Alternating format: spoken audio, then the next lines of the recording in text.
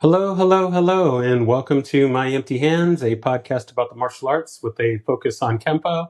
As always, I am your host, Reggie Darden, and today I'm excited to speak with Mr. Shawn Knight, and we're going to talk about his journey in Kempo and the martial arts and whatever other items we decide to talk about. We'll get to that as well.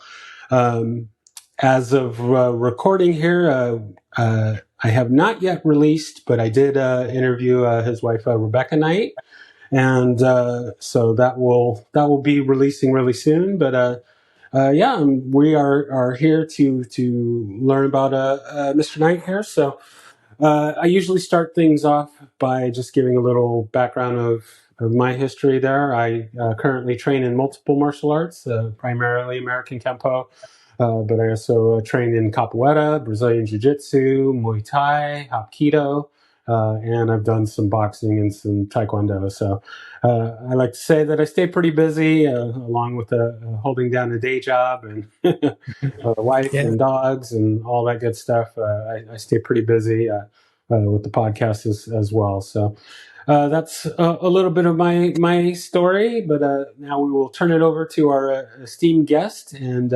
how did the martial arts find you? How did Kempo find you? And kind of where did it all begin? Well, my my first class was December 5th of 1990, and the reason I took martial arts, I had kind of a rough childhood, and then in high school, I got into an altercation with like about half a football team. I almost flipped my car over, and I had a fractured left orbit. And so one of my friends actually purchased a self defense. Like first 5 lesson trial course for me and him, and from the very first class, I just knew this is something I'm going to not only do, but it's going to be a big part of my life going forward. Oh, very nice, very nice. Now, was this particular course like Kempo based, or was it Yeah, a it was. totally It was a different? Tracy's version of Kempo, or Traco, a branch of the Kempo system. So for those people that know the Ed Parker system and the Tracy system, the Tracys were Ed Parker students early in his career, and they kind of broke away and did their thing. And their Kempo was a little bit different. Some people would call it like the '70s version or what have you. But anyway, that was the version that I started in, and so there were more self-defense techniques numerically and so forth.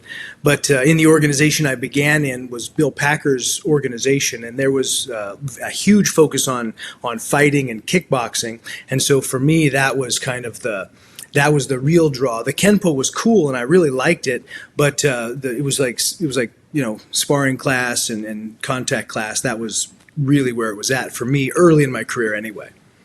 Okay. We're I guess a little bit similar, at least as far as the starting point. So the school that I started with was of the Tracy lineage.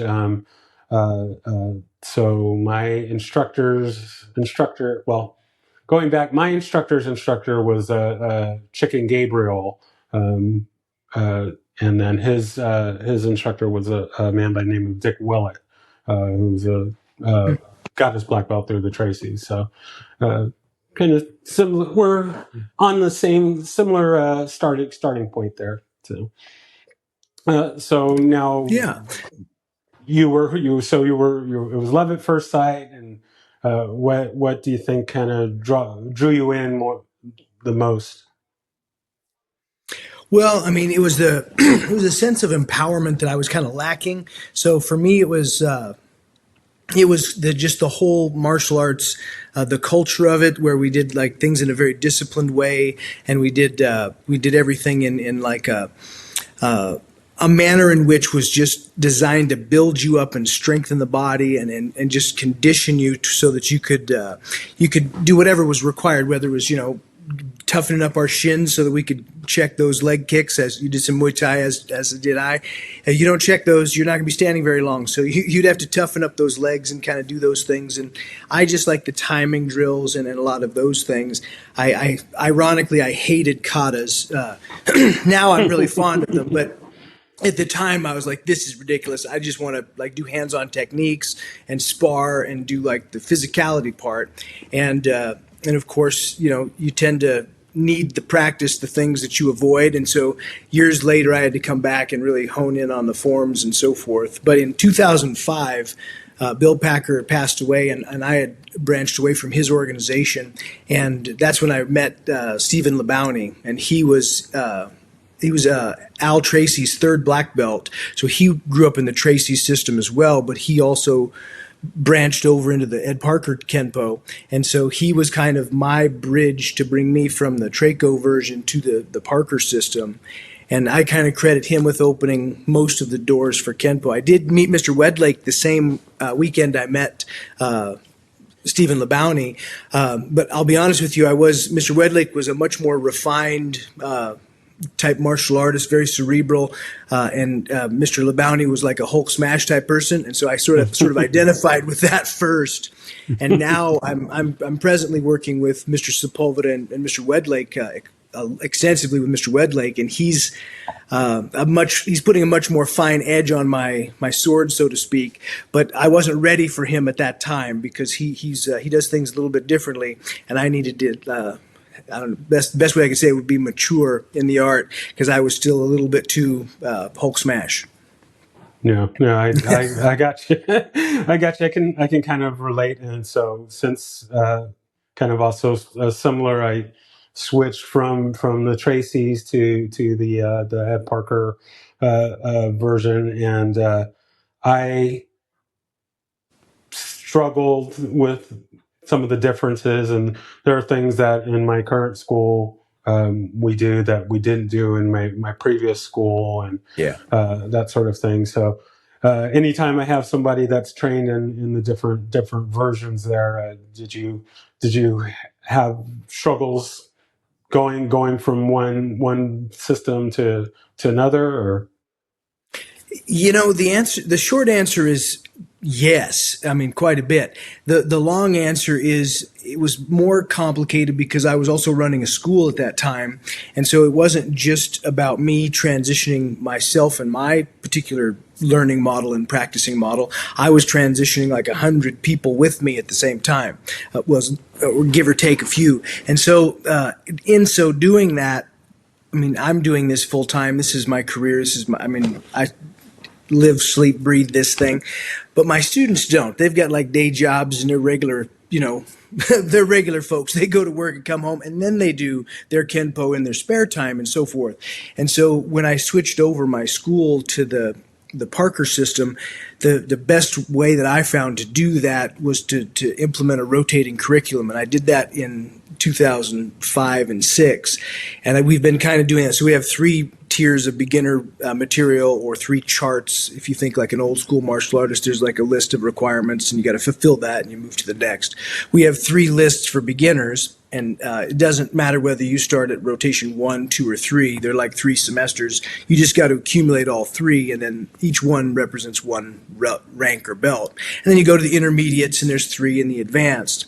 The good news about doing it that way is it also forces like my students seasonally to train the system. So we review the system every year, but we're doing it in 4-month chunks, so it's a little more manageable. The Kenpo system is large. There's a lot of material, and so it's kind of a better way to do that as opposed to just saying, you got to remember 154 techniques all the time and just run through them. It's easier if you break them up into 3 swatches of material. So even the black belts, they're still practicing the beginner material, but they're just adding layers and depths to what they're doing, and the forms, of course, advance as well. Okay, very nice, very nice. And so it's a combination of the Parker and the Traco and all of that, or is there any? No, I'll be honest with you. There's a couple of things that we brought in from the Traco system, or that still kind of linger, but they're more extras or drills and some of the things like this.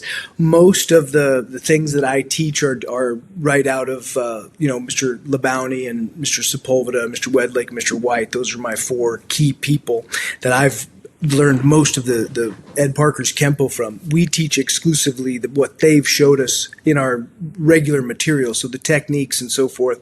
I have different names for the techniques, but that's just because there were some copyright issues or whatever. And so I was like, well, I'm not going to step into any of that. So I just renamed and sequenced the techniques in the way I thought was most appropriate for the learning model, and keeps me in the clear that way. But it is exactly the material that the founder of the system created, or at least the EPACs that I know. Okay, gotcha. So with that, it's funny to me how Ed Parker is very much known for continually evolving and changing the arts, and but yet, not for there to be that drama, but there is that there are the folks out there that are, oh well, this isn't the Ed Parker way, or anything like that. So I'm curious, was there concern kind of going in and developing your own system? Was there concern about stepping on anybody's toes, or offending anybody or anything like that with kind of doing your own thing? You know, ironically, I mean, when I first was coming into it, I was just throwing myself into the work, and so I was a bit overwhelmed with the idea of, changing and transforming and morphing this material that I was working through, and so I was really just in the middle of the projects. I was up to my neck in alligators, and then. Of course, as you start creating content, or people start to come in and see what you're doing, or however you get exposure, you find people that are like, that's not the way, I did it, or whatever. Somebody's going to have some critique or whatever. And yes, I got a lot of that kind of stuff. And initially I took great offense to it. And I'm like, I'm going to defend my position, and I'm going to go in these chat rooms and, give them a piece of my mind or something.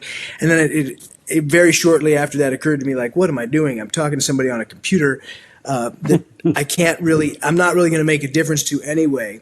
And so, and if it depends on why they're critiquing or whatnot, sometimes people get locked into the tradition, or this is the way that I learned it. And so it's just, they're rigidly locked into their perspective. And I understand how that works because I've been around enough martial artists. But if you get around a few of the right ones, they'll say, this is the way I do it. Mr. Sepulveda says something before his seminars. He says, I'm not going to teach you the way. I'm going to show you a way.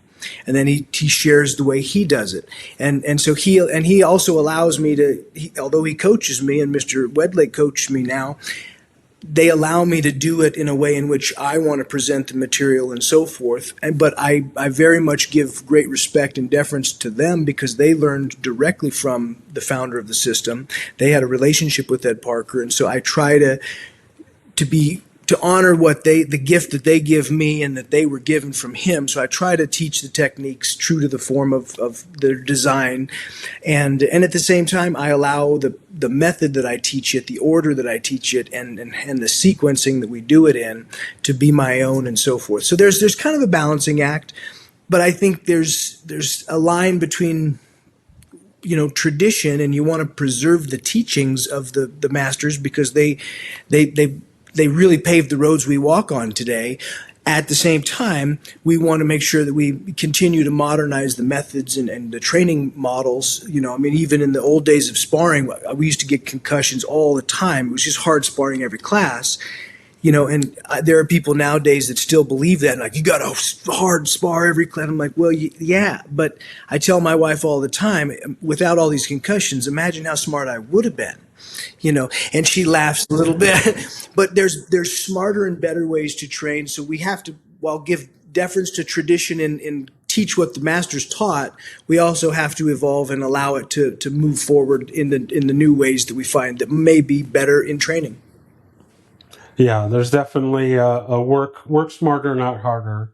Yeah, and with care, you can train longer. Yeah, exactly. If you take care of your partners, you can still get that good hard training, but still be well enough to do it again the next day. Balance is very important. That's right. Yeah. Because I find it. I guess how do I want to say this? There's a general there's a general softening in I don't know, I guess today's culture, and it kind of, I find it funny that there are so many people that are training martial arts, which is, in its most basic sense, it's a combat art, but yet Yeah. there are so many people that when it's when it's sparring night, oh well, everybody has something to do that night, and Yeah. can't make it, and uh, I definitely am not interested in the kind of quote unquote blood and guts days of the training. I don't like to get beat up, but at the same time, I do want to get beat up a little bit. So Yeah. You want to be tested. finding Sure. that, finding that middle point is, we have to be somewhere in between, and it's good to hear that teachers still want to do that instead of just quote unquote chasing the rank, or chasing the quote unquote big paycheck that comes from teaching martial arts. Um, so Yeah, well, I think that's a bit of an illusion too, kind of like rank. I mean, you hope to get honored at some point in your career, but it should just be a byproduct of what you do. It shouldn't be something you're kind of actively chasing. At a certain level, anyway. Gotcha. So with your training, has it just been Kempo? Have you been involved in any other arts? Early on, ironically enough, when I was in my first martial arts organization, they didn't want us to really cross train at all. They wanted us just to only be in their group. So they didn't want us to do anything. So they said we couldn't even buy like Ed Parker's Infinite Insights. And so I immediately went down to Ed Parker's studio and bought the set of Infinite Insights so I could read the forbidden books or whatever. So whenever somebody would say, you can't do this or you can't do that, I'd be like, what do you mean? Why can't I know this? And so I did dabble in some different styles. I went to a lot of seminars early on in my career, and got some great exposure to a lot of great martial art. I did a Tai Chi seminar with Dennis Brown, and it was a fantastic seminar. It was like 2 or 3 hours, and I was so young and impatient. I just couldn't get a lot of value because it was Tai Chi, and we're moving through the flow of cultivating this into balance, and it's going super dirt slow. And I'm like, could we hurry up and hit people eventually? And I was, and I laugh at myself now looking back. But I couldn't really appreciate all the arts at that time. And I had a great friend of mine, Brian Malm. His black belts and brown belts instructors class used to come to our Kempo school, and we would spar them in our school with Kempo rules so we could have groin kicks and everything else. And then we'd go over to his Taekwondo school, but there was Taekwondo rules in his house, and so we didn't do the groin kicks and so forth. And he would do like some, heel hooks and things, and I thought I was just going to fade back and then pop in and range out and really get a shot. And he stopped that kick on a dime, and he did a ball kick right into my eye. So it's heel hook, reversed it, and kicked me right in the face. And so I immediately, after class, I took him aside and said, "Hey, can you show me that? I need to learn that." And so we would immediately share ideas. He's still my friend in town. He operates a school, Desert Taekwondo, and he's a fantastic martial artist. He cross-trained a lot, but I kind of credit him for being my elder brother in the arts that opened up my eyes to the fact that other martial arts are not just valid, they're incredible, and you can see different techniques that you've never seen before.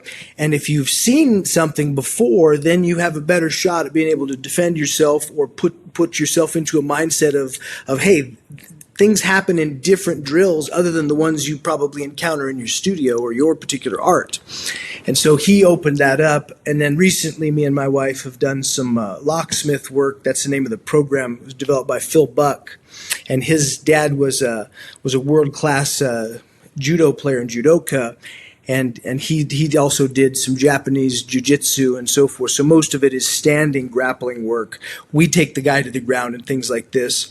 But I also worked for Arizona Prison Complex up in Florence. And so when I did that for a year, I did a lot of, I wouldn't call it jujitsu, but it was a lot of groundwork, cuffing people and doing things like this. So it was a lot of hands-on. I had some wrestling experience in high school, so that was helpful too. Oh, very But nice, very Kenpo nice. is my primary thing. Yeah, Kenpo is the big part of my life. Everything else, I would say, is more of a kind of a sideline just to get exposure and experience. Very nice, very nice. Yeah, I like it.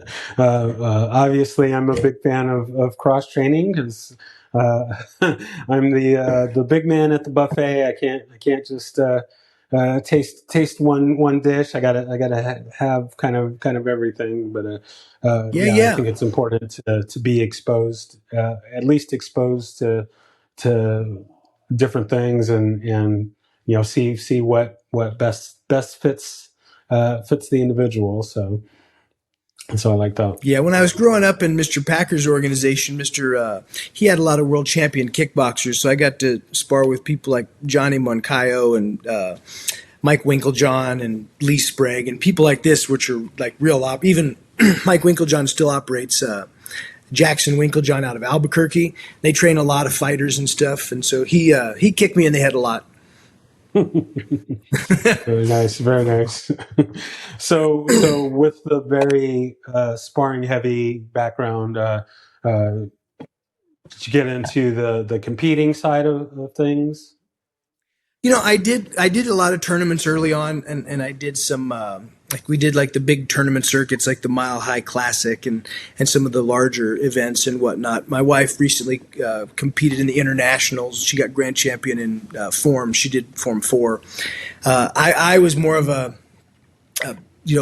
fighting guy. Like I was mentioning, I like katas now, but at the time I was like, I don't want to do that part. I just want to spar. And then they added self defense techniques. And I'm like, well, I'll do that too because at least it's hands on. We get to do something with somebody. And then I got into forms, and one of my previous instructors said, I was all up for a challenge pretty much all the time, and he'd said, I challenge you, Mr. Knight, to do Form 5 in tournament until you win first place with it. And so I accepted the challenge, on the spot just because I was challenged, but I hated Form 5. And so I had to run this form. And I think I went to, it was 12 or 13 tournaments before I finally took first place with that form. And ironically, looking back on it, I was really pissed and frustrated the whole time I was practicing. So I was doing this angry Form 5, and stomping through it and really upset. But the work and the angst that I put into the form and the amount of time and effort it kind of forced into me, and the product that came out was I'm much better at a lot of the transitions in Form 5s, particularly takedowns and things like this. So my transitions are much more fluid. So the forms have tremendous value, but you have to kind of extract it. And I think it depends on your persona largely. But typically speaking, earlier in training, if you have like a physicality thing, the forms are a bit of an afterthought. I mean, you do them to get the belt. It's required. I got to know that thing or whatever. But you're not really extracting a lot of the lesson and value that is from that. I see a lot of modern schools now, they're just throwing the forms completely away. And I have a strong feeling that is a mistake.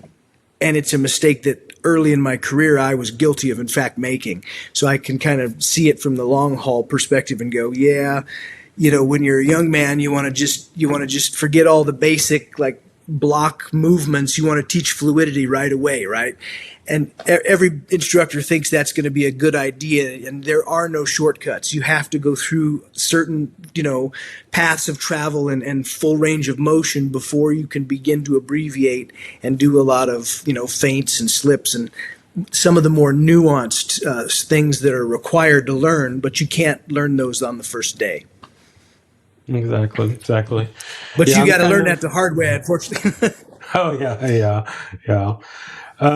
Yeah, I think I'm a little bit reverse in that I always wanted to do the forms, and now I'm more interested in the fighting aspect than the form. I mean, I still love forms. Don't get me wrong, but I feel like I'm more interested in the fighting part of it now. It's Of course, in my older age, and my body is not as not as tough as it used to be. Not saying that it was really ever that tough, but It's like I don't heal as fast as I used to, so maybe I shouldn't. Maybe I should focus more on the forms and fighting. But Yeah, we I joke a get. lot that our Pez dispensers at this age are filled with ibuprofen instead of candy. I like that. I like that. I like Yeah. that. That's that reminds me of one was I miss the good old days when I could describe my knees as left and right versus good at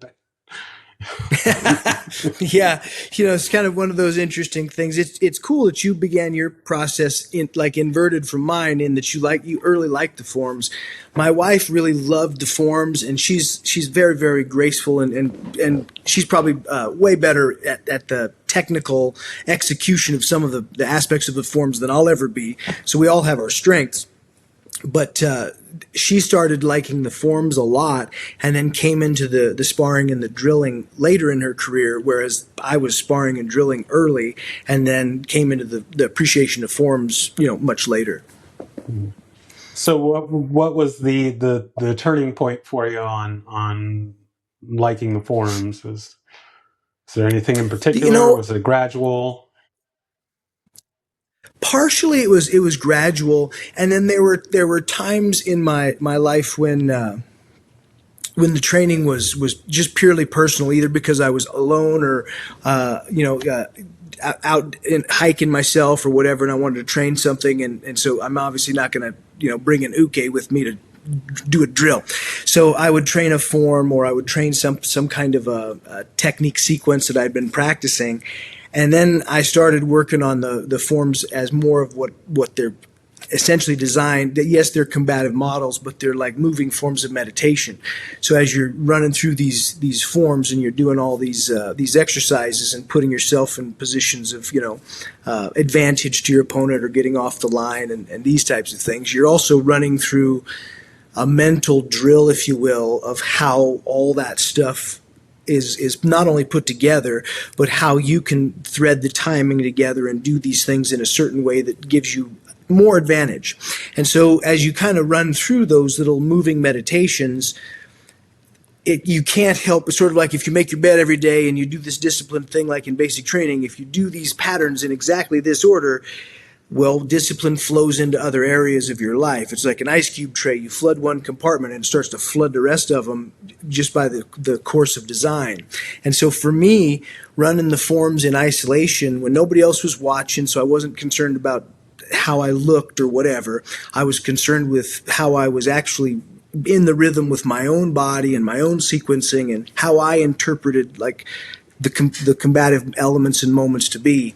That kind of helped me transcend the idea that it's just a block of patterns for a belt or something, and it actually can have some meaning and be useful to you, in your other aspects. And then again, they would always say like, we don't do forms and whatever in martial arts that are like MMA. And I'd say, but you shadow box, right? And they go, yeah. And I go, what are you doing in shadow? You're shadow boxing a fake partner, your shadow? And they go, yeah. And I was like, that's the same kind of drilling. It's just honed for that specific style of sport. Oh yeah, no, and I love that. I had heard someone else mention that or use that same logic that doing a form is just the same as shadow boxing, and so I really love phrasing it that way and looking at it that way, because I mean that's what it is. You're still they're still part of those bricks that are built, those building blocks. It's still an important part of that, and uh, so yeah, I always people that are kind of against forms. I'm like, no, there's a point.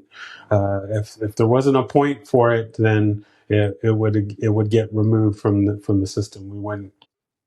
Yeah, and we have to disguise repetition in a variety of ways. Like in Kenpo, like if you're looking at our basics, from my perspective, I'm a kickboxer by nature, so I go right power side back. So I right side back, and like a boxer would power side back. But all of our, not all, but largely our Kenpo techniques are built with power side forward, and there's reasons behind putting your most articulate and powerful hand forward, obviously too, but it kind of depends on which style you're coming from. So having some cross training experience, wrestlers don't care if it's the right or the left. They know the techniques equally on both sides. And that's sort of important to know how ambidextrous wrestlers are. If you are a boxer and you end up, having to switch to southpaw all of a sudden, and you're totally, like, your jab is no longer fluid, it's all out of whack and everything's screwed up and your angles are completely inverted. So you have this sense where, oh, if it's like kickboxing and boxing, we can be a little bit ambi, but we have a very strong preference for one side back or whatnot. Whereas wrestlers and like in my experience, Filipino style practitioners, these guys are much more ambidextrous than the typical, Western boxer, kickboxer, etc. And those little tidbits of information are, not only necessary, they may be the difference between you being able to pull something off or not if you're just aware of that. No, I'm so glad that you said that. In that, in the first school that I started with, we didn't really work things on both sides that much. And the instructor that I train with now, we do everything on both sides. One of the things that he Yeah. says is, so he's left-handed, and he said, well, I had to learn everything, on the right hand side. So since I had to learn it that way, you're going to have to learn everything. You're going to have to learn everything on the left side. So you get to share the suffering. But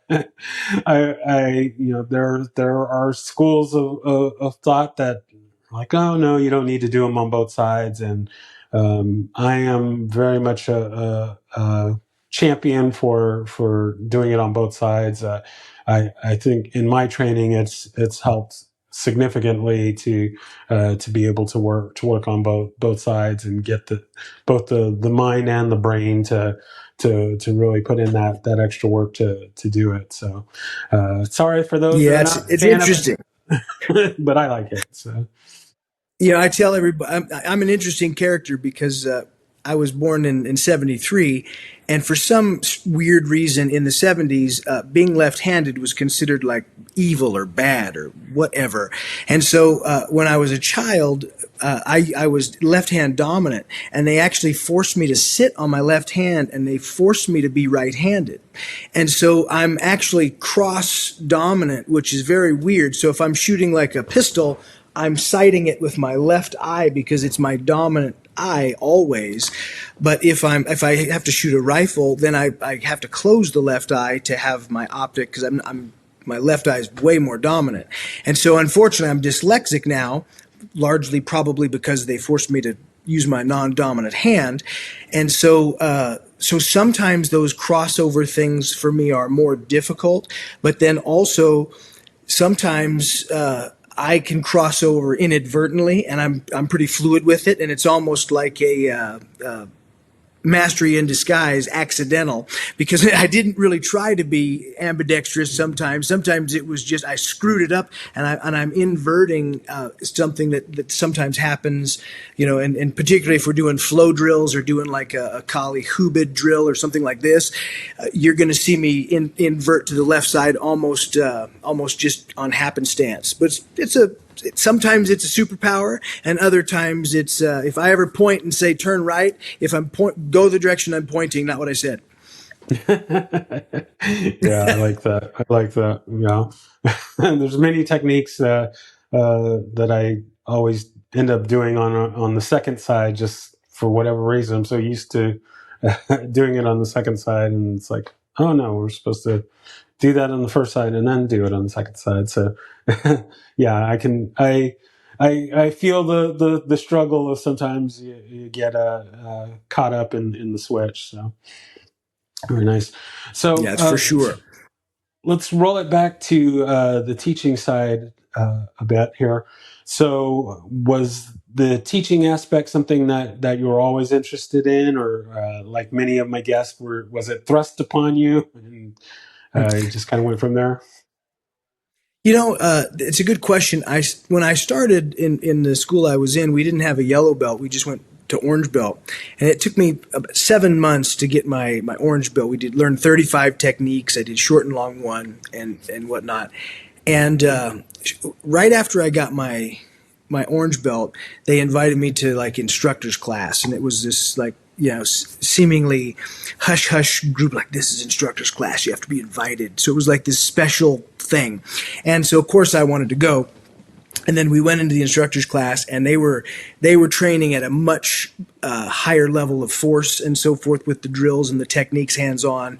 The sparring was at a much higher contact level. It was more akin to the kickboxing contact class, except we didn't have to have the big giant gloves on, so it was even better. And so I was very excited. And so for me, the instructor's class in those days was kind of it was a little bit more.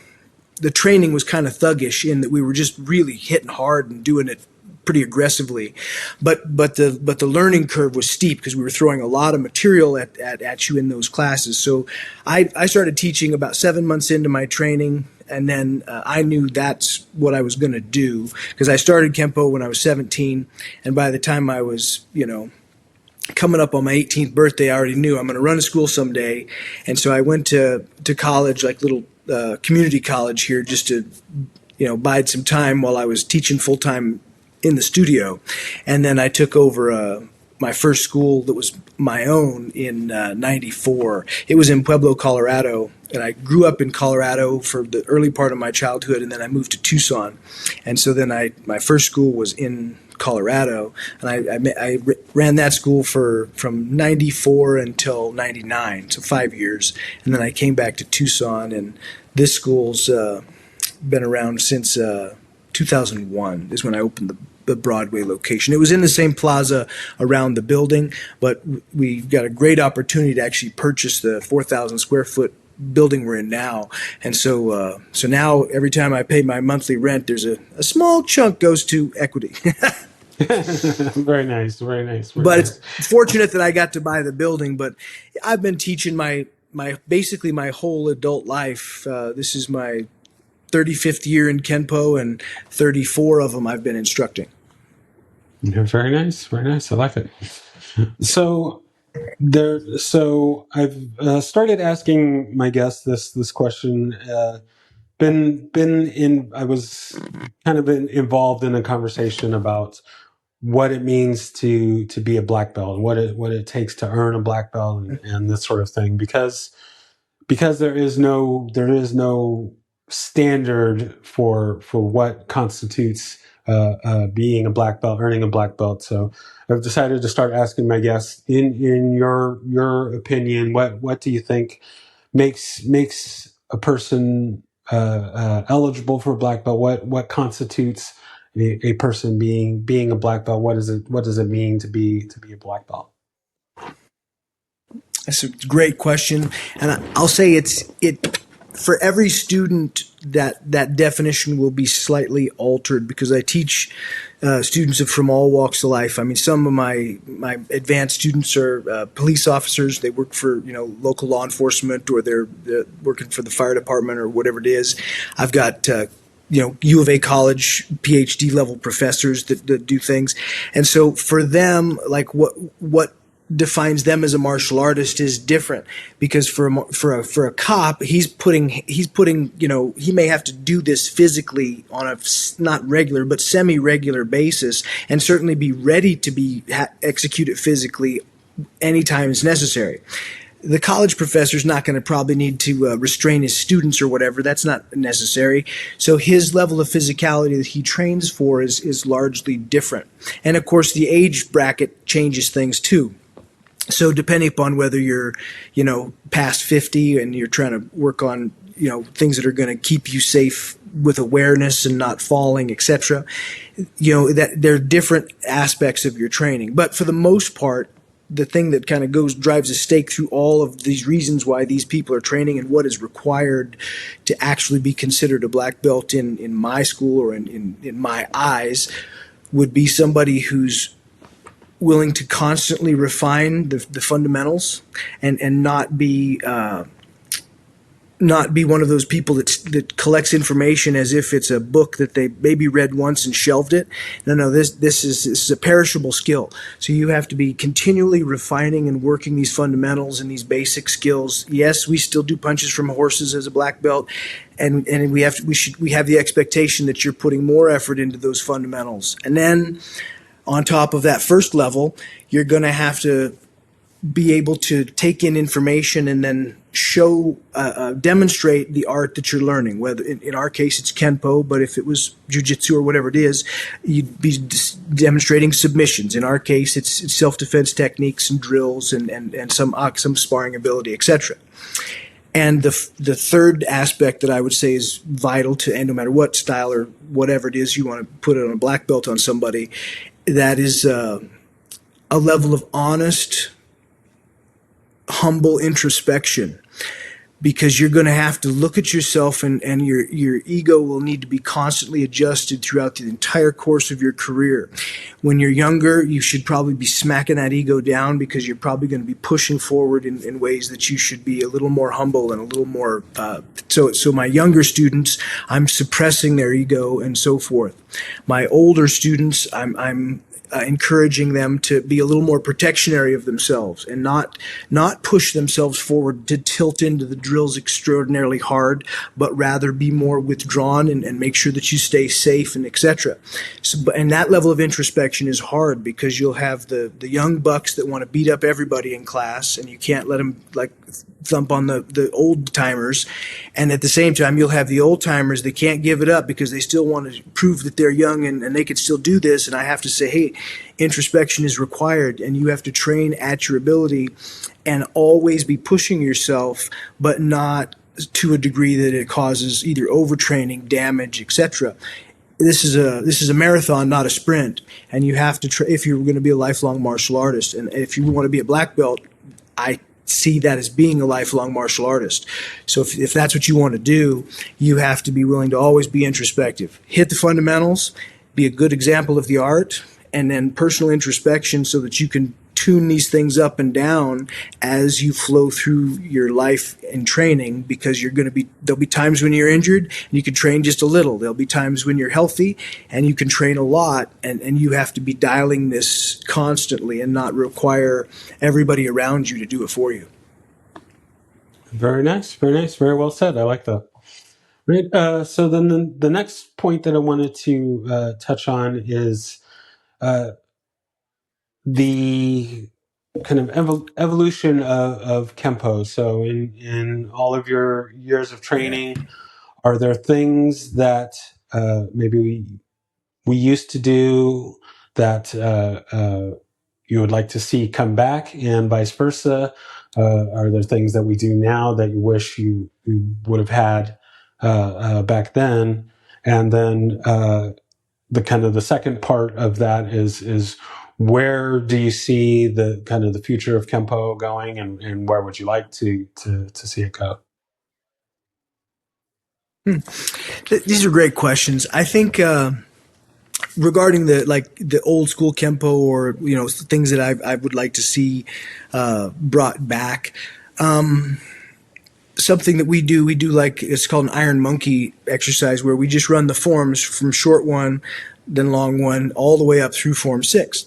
And we do this with our students sometimes we'll have a seminar class where we start the morning with that. And it's just that moving together in sequence, where you're kind of, and this happens before the seminar classes. So we gather as like a private exercise to, hey, we're just going to get together and train before all this. We're going to run the forms. And so whether it's that type of a training, or whether people bring their sparring equipment and after class they run some drills and some extra sparring, I like it.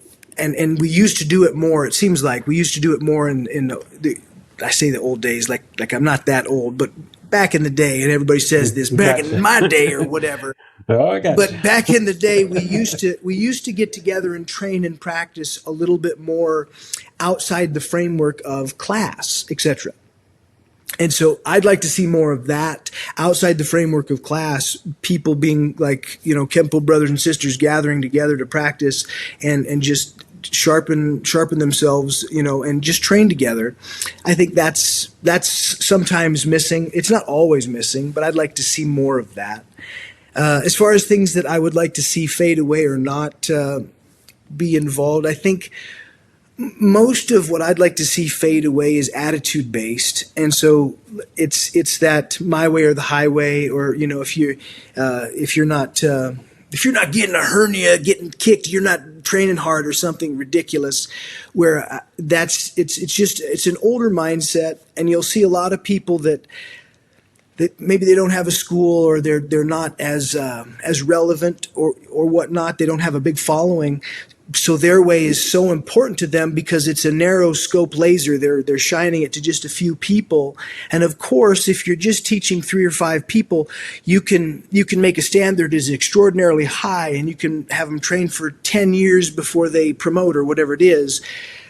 But that's because you have that narrow laser focus on just a couple people. If you're doing it in a broader sense, it's a little bit different. And so I think it depends on, if you just let the attitudes go, that's cool. You can teach those 3 people and have a really top, you could teach like Navy SEAL Kempo, right? But you've got a very small team. If you're teaching a bigger team, you're going to have students that span the skill set from, the autistic kid that's struggling in class just to keep up, to the person that is, very, very, very skilled and probably bored in the group setting because he could be going faster and be doing more. So you kind of have to you have to be able to span those gaps. And I see a lot of, like what I'll say, old-time instructors, they're very focused on, they're only teaching advanced level students. And so that gives them a sense that everybody should be learning only like an advanced level student. And so they see the other lessons that are less than that, and they're like, these aren't valid. And I'm like, well, of course they are. They're just, you're kind of crusty in your thinking. Yeah, and it's important to evolve. Evolving doesn't necessarily mean that we're throwing away things or changing things just for the sake of changing. It's we're moving with the times, moving with just the world itself changing. I mean, we could use the example of a lot of arts. You don't need to learn a spear or or whatever insert weapon, because we can't carry such and such weapons. And I recently had heard about a class seminar of somebody, and they were teaching techniques based off of things like carrying a flashlight or having a carabiner, things like that you would more likely carry. I mean, us Kempo people, we might be more likely to have a knife or a karambit or something like that. But your average Joe Blow on the street, they're probably not going to have a knife or anything like that. But a flashlight is perfectly something that one might have, or using like a Kupoton or a pen or something like that. And that's part of the evolution of things in society. We have these different things, and we need to have outlets where we can train with the things that we're actually going to have. So evolving is not a Practicality is scary important. world. I mean, nunchakus are awesome. Yeah, nunchakus are awesome, but it's not very practical to carry. Exactly. And I legal think in I most think places. I think practicality is important.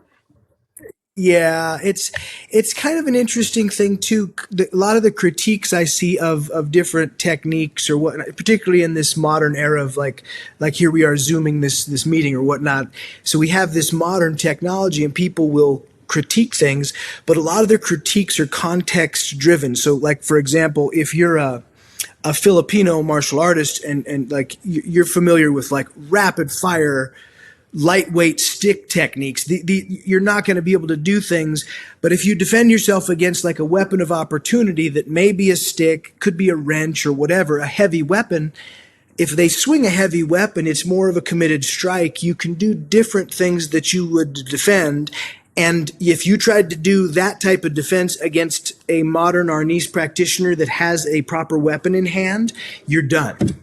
You're not going to, the technique that you're applying for a wrench that's a full, like weighted strike is not the same thing as a multi-directional swing back weapon that you can do abanico and all these other techniques with. So it's context driven. Sometimes they'll be doing a drill that is purely timing based, and we're sitting there picking it apart going like, that's not practical in self-defense, you're going to get killed and all this other stuff. And they're like, it's just a timing drill. We're just doing a timing drill. Relax.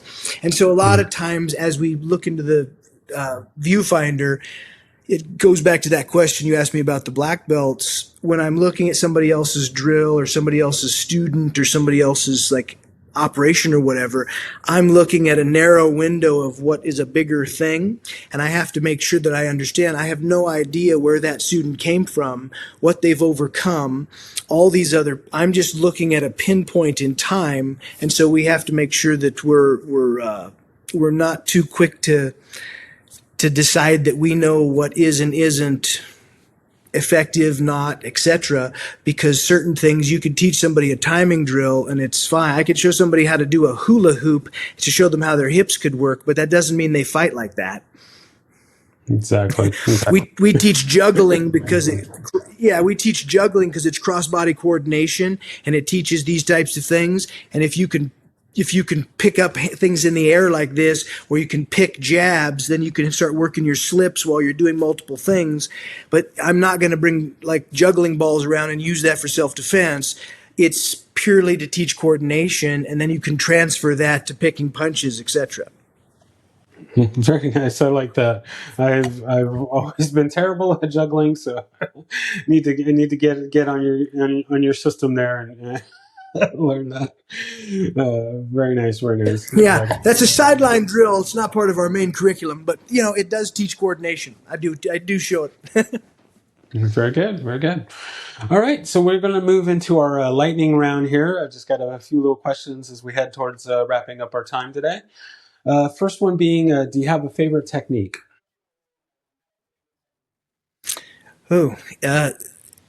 The answer is absolutely, and I'll tell you, it depends on the emotional state of my energy when you ask me the question. So typically speaking, if I'm in like the aggressive, like Shawn kind of a mindset, I would say probably thundering hammers, or as we call it, hammering ram. It stays on the outside for primarily, but it's just back and forth rotationally brutal. And then if I were in more of a like my in tight type situations, things like this, I would have to say, five swords, which we call countering ram, just because it's got that initiation off we're doing sword hands and so forth, but it's basically a jab, cross, hook pattern or timing. And so for me, that's because of the kickboxing base, this is where my Kenpo and my kickboxing timing fuse together really, really well. Makes my OCD tingle. So I guess it would depend on whether I wanted to be inside or outside and how excited I was, or, wanting to hit hard. Very nice. I like it. Like I like to call them the Kenpo All Stars, the techniques that seem to be in every version of Kenpo. And so, yeah, your thundering hammers, your five swords, snapping twig, ones like that. I see in every version. Exactly.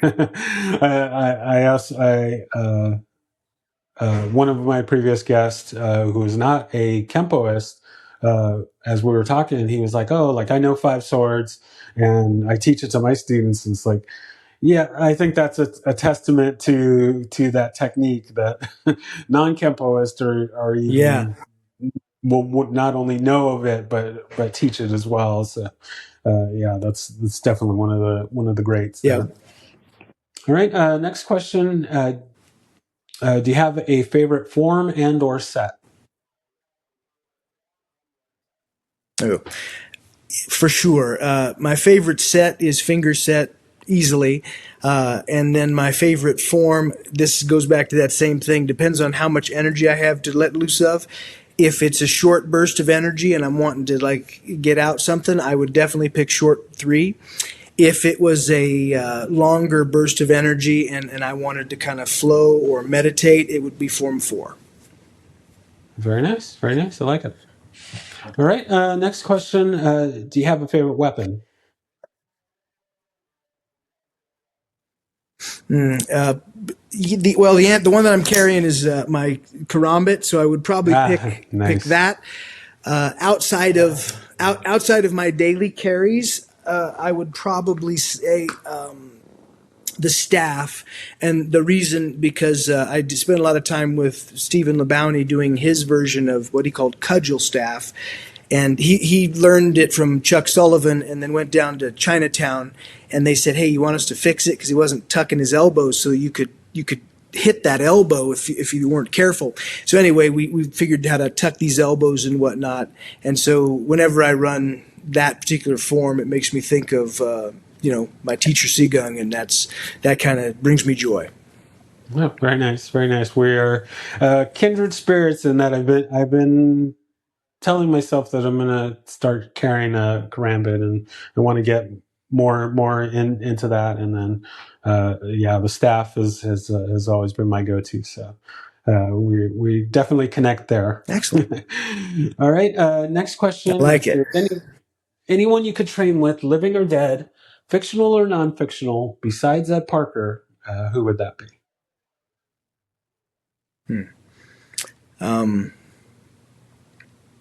Boy, that would be a tough one because I mean, my mind immediately flashes to like all the greats of of course you're going to put like Bruce Lee or Yip Man, somebody like his teacher. You'd put these greats in play, or you'd say maybe you could go back to the Shaolin Temple and be a fly on the wall and watch like when the birth of all this was happening or something. But I'm more of a simpleton, and I would say.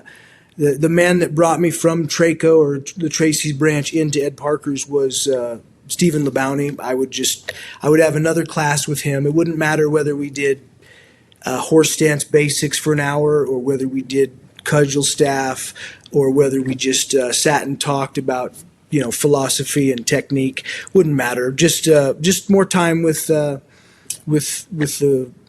man that I love. Very nice. I like it. All right. Final question there.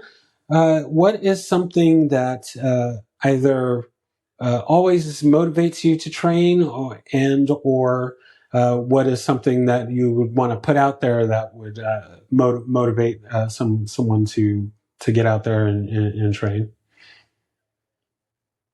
So let me kind of frame this. I see. Let me kind of frame this in a certain way. So.